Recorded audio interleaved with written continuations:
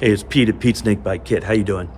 I've got some parts for sale. They're front brake calipers. As you probably know, I built a Hurricane Motorsports Cobra, and it has Wilwood brakes front and back. When I was gathering parts for this project before I decided on the Hurricane, I was thinking very seriously about Factory 5, and as you know, those take Fox-body parts.